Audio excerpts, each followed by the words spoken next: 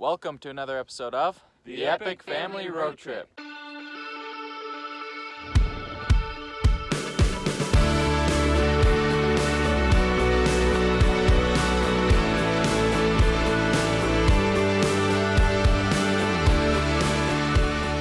into Cameron and get fuel. Oh, so it'd be about 80 miles because from Flagstaff here to Cameron is 123 miles, and we've done about 48, 50 miles. The dog went walking past my bike, stopped, went walking back to the end of fender to lick the cream cookie off the front. Yeah.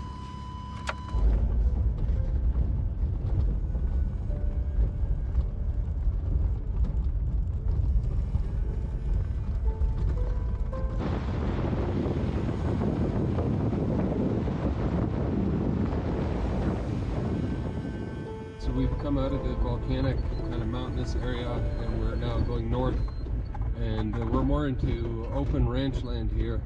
And so the trails here are pretty smooth in most places, but every once in a while you'll hit a pocket of like lava rock, so you got to slow way down and bounce your way over them. But it's very remote, wild land out here. It's beautiful.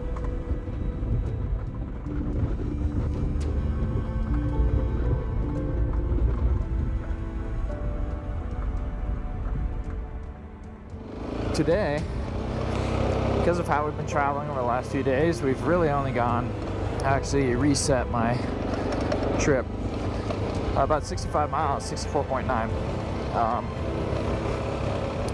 and that isn't very far. Most of the time we can go 100 plus miles a day on BDRs as bikes and even with the Jeeps, but we've been taking our time, enjoying the area,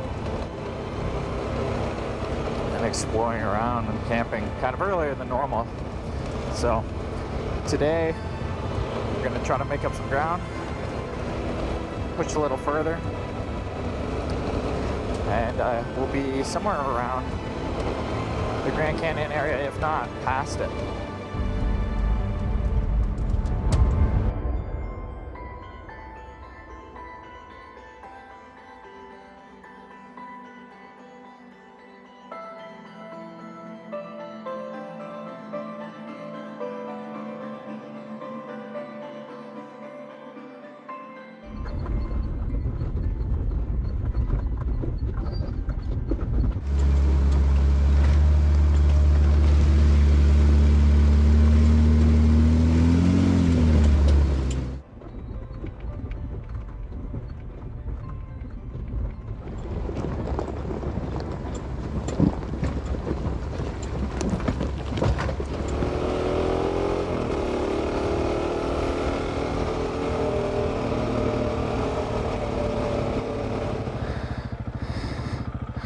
We should park here and just chill for a second.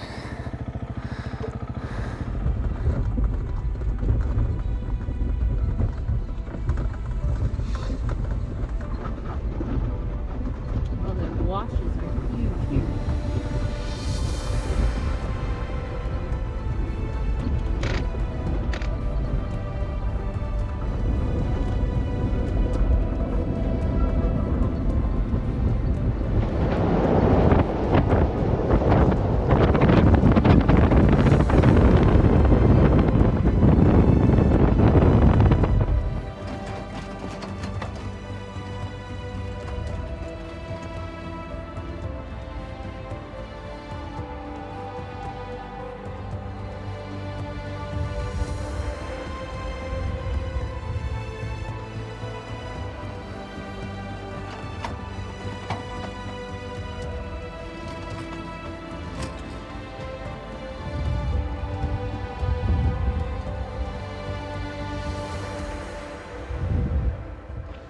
Alright, we just stopped on the side of the trail and we are going to make a quick trail lunch here. The boys were behind doing some filming, but I see them coming down the trail now, and that's where we're going. We've got to head that way and then kind of around this ranch. You can see the fence here. The trail goes along the fence and then heads north. So first things first, I'm going to cook up some food.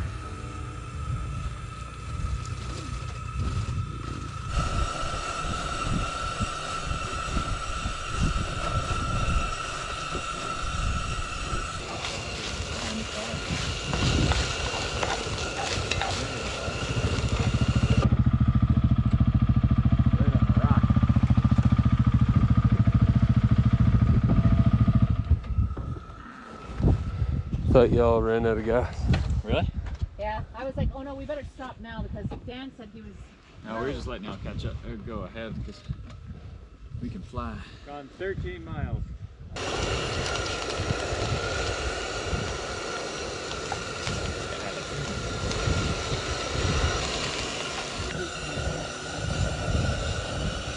Peter. Like,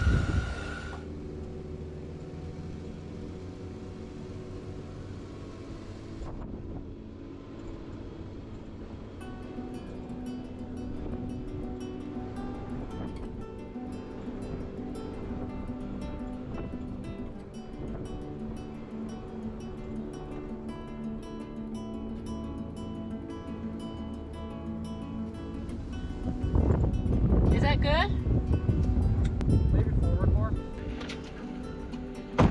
So I think Dan ran out of gas here, so we're just gonna fill him up out of the fuel caddy on the back of Andy.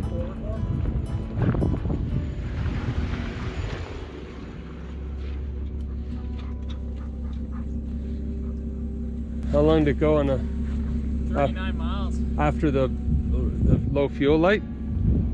39 miles. So once the fuel light went on, another 39? Yeah, and I didn't start it, like I didn't notice when the fuel light was on, so it's Wow. probably even more. 40 miles. Also where stopping and starting. Those are the most fuel efficient things I've ever seen. If gas keeps going up, we better all get on a bike. Yeah.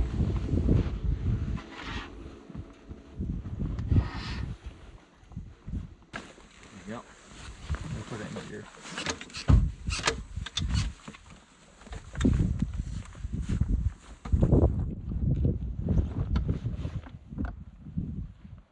I can basically just fuel you up and then you can drive that. Do you need fuel too, Peter? Yeah. So we always keep premium in the fuel caddy for filling up the bikes.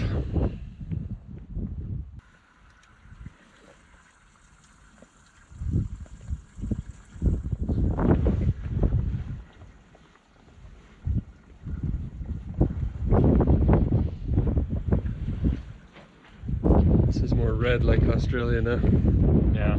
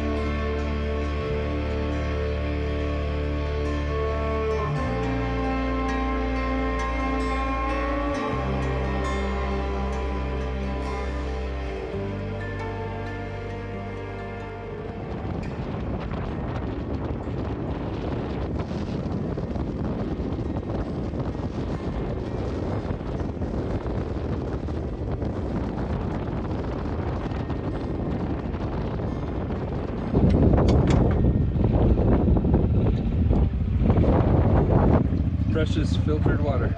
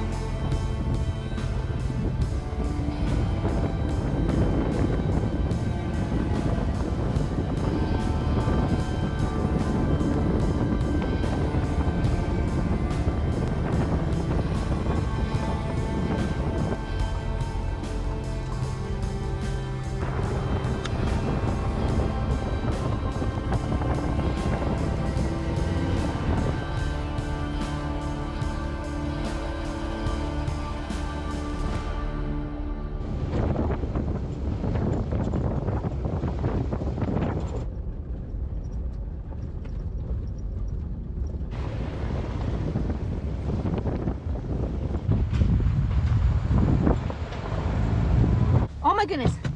I found one. Oh! Whoa! Look! My very first. Look! Look at this.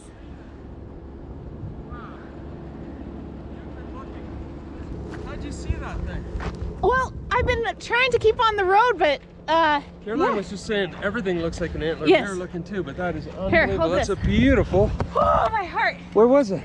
Sitting right there on the road. I'm gonna look for the other one. It's not Woohoo! but look at that. Way to go. Put her there. That's amazing. Wow. Look at I that. hope the boys see us and turn around. That is so You cool. did it. So that was crazy. I saw some tracks running on the road, and I was just kind of watching them as I was driving, and then I just happened to turn, and right there was the antler sitting there. So, whew, that's my first. I'm pretty proud of it. It's a young one, but it's gorgeous. So, I'm very happy. But yeah, I lost my binoculars when we were on the BDR Colorado, and so I've been missing those because normally when we get to camp, especially this time of year, I like to just kind of look around, and it's just really fun for me. But yeah, so we're gonna pull into camp here, looks like. Can't wait so that I can take Lando and go look for more. So I had about a half an hour to look for the other shed. I wasn't successful, but that's okay, I guess. But hopefully 1 year we can just stay kind of in the area or areas for like a week and just kind of camp and hike with our backpacks and just really do a proper shed hunt. I think that would be, wow, top on the list probably for me.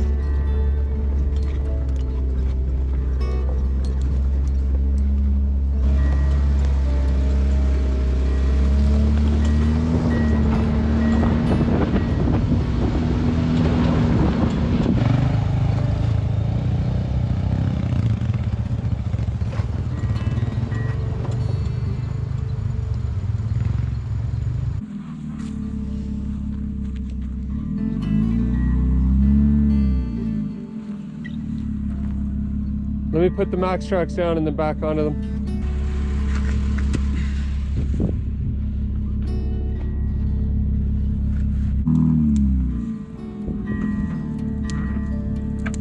Pretty good? Where is it?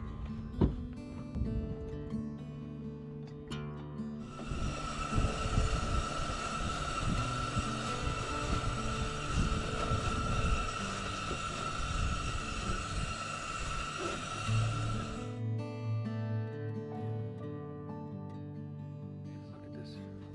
What do you think we should do? Keep that? Delete it. Where were those pine cones at that like lit on fire like in Hobbit? Remember? Stop. I don't. Stop. I'm not doing anything. Stop, stop. If that hit my face, that would hurt.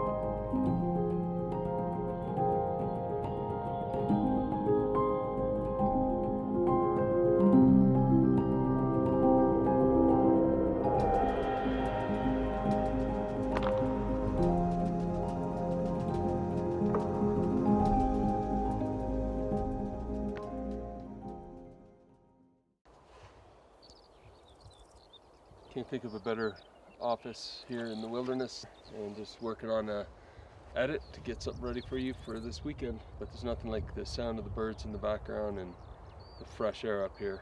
It's a beautiful place. We're at about 7,200 feet elevation, so it was a chilly night, but and a chilly morning, but it's absolutely stunning. And it's amazing here in Arizona. You can go from the low elevations where it's just smoking hot to climbing up to here, and it's you can get snow. So it's very unique and diverse landscape here.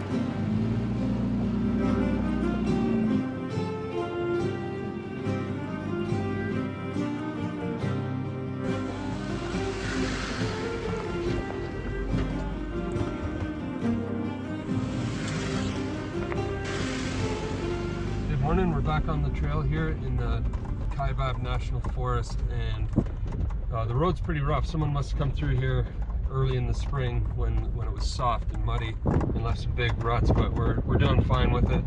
Last night's camp was great in amongst the big pine trees. There was a little watering hole there, and after dark some wild horses came in to grab a drink, and who knows what else watered there that night. Wish we had a game camera set up. But yeah, so we're carrying on down the trail on the Arizona BDR. That's a backcountry discovery route. It's an amazing route so far. It takes you to places you didn't even know existed. We've been through Arizona many times. The first time we hit all the paved trails. Second time we got more adventurous. But this time we are way off the grid. We had no cell service now or last night. We're just way out there, and we're loving every minute of it. So come with us. We'll show you more of the backcountry of Arizona. This one turns sharp right after a while.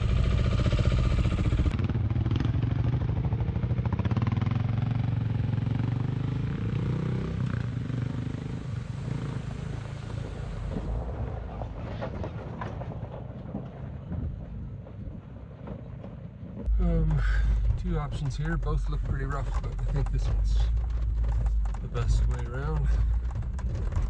Some of those ruts are pretty deep.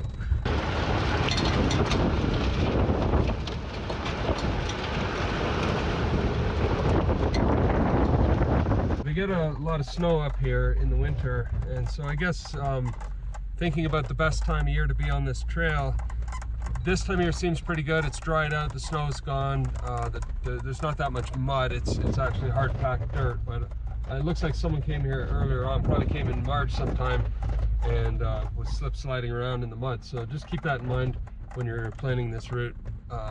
This is April 7th, and it's nice and dry right now and beautiful. But I can imagine how it gets if it's raining.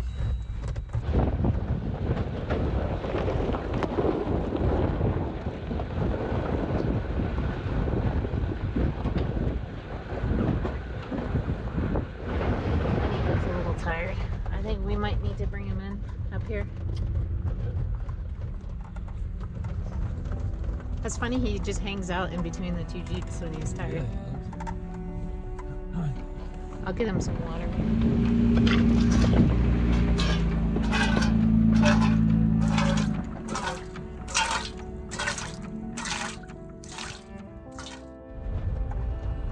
Caroline's up ahead in Vandy, and she's being navigator this morning. You've got to follow a guy at GPS pretty closely in here. There's all kinds of branch offs, and if you take the wrong one, you can, I mean, this is a huge forest. There's no end to the trails, and you can find yourself way off track. So she's navigating and leading the way, and we're in the rear, and the guys are, who knows where they are on the bikes, but they're way up ahead somewhere. Lando's taking a break, aren't you, buddy?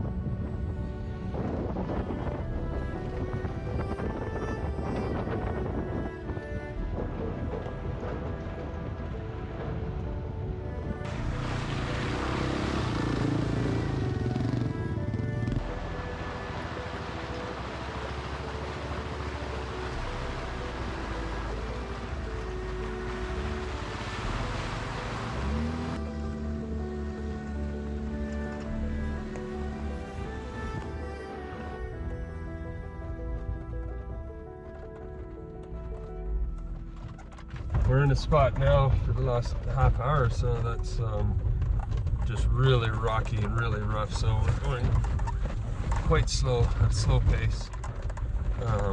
But just something to keep in mind. This is a high clearance 4x4 trail. Not that we've had to put it in four-wheel drive very often, but it's just a very rough road. You're not going to want to come up here with a vehicle that's not suited for this kind of rough and rocky travel. But yeah, you wouldn't get out of this spot in a hurry, so we're just taking our time. It's not a place you want to end up breaking anything.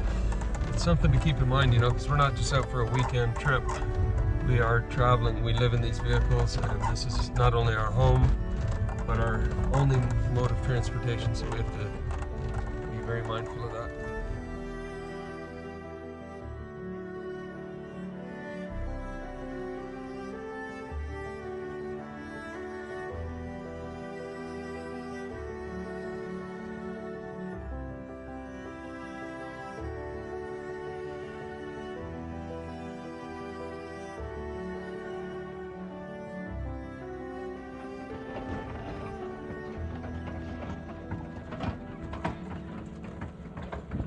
It's a beautiful day for a walk. It's so bumpy and slow, the trail here, that it's just nice to walk instead of sitting.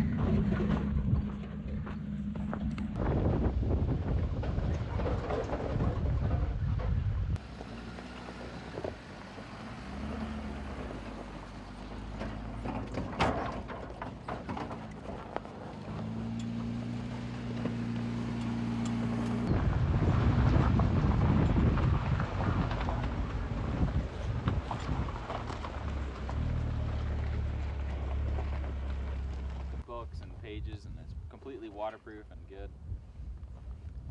5 t-shirts and undies and socks, a couple different pairs of pants if you wanted to, and maps and everything else that you wanted. Some awesome views there. I marked that camp spot. We don't have time to camp there, but someday we'll come back.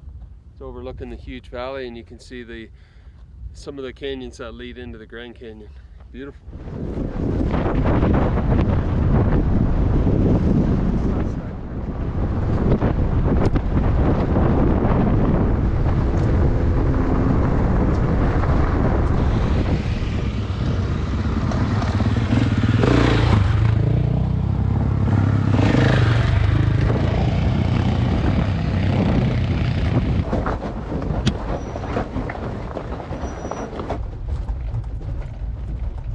Pretty up there, isn't it?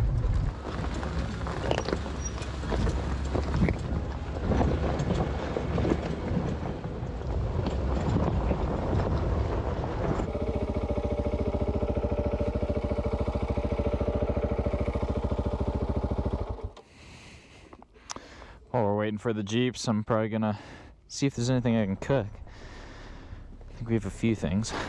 We mostly have soups and stuff that we're out of water. Or nearly. There's a lot of water in the trailer, none with us here. But man, what an epic drive. We're kind of coming out of the whole Grand Canyon area, which is a little sad. You know, that's the thing. You always want to make some ground when you're out there and riding. You want to be able to ride some during the day. But then once you do, you're out of that area really quick. So it was nice to camp a few nights going along through there. Only really going about, well, I think I reset my auto before going on this. 161 miles.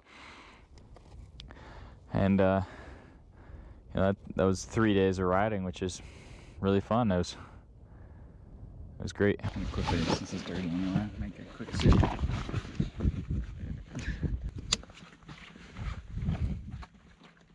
we have chapstick?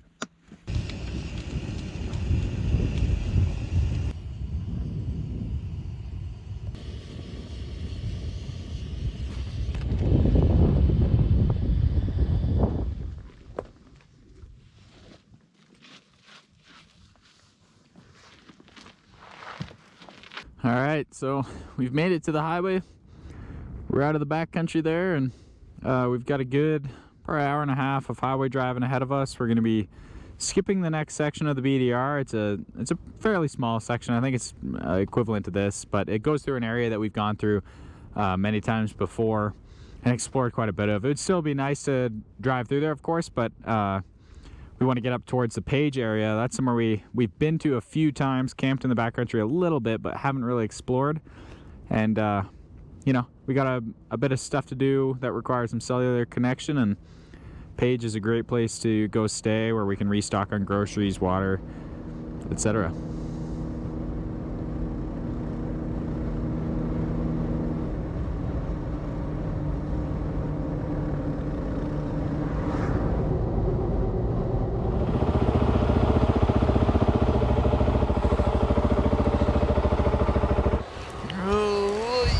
So we were camped down in the canyon back there, and you can barely see it now. It's all obliterated with the dust storm, and we've got a wind warning, and we hadn't been watching the weather, and all of a sudden this thing just blew in out of nowhere, and we went from just relaxing by our camp to having to take down the tent really quickly.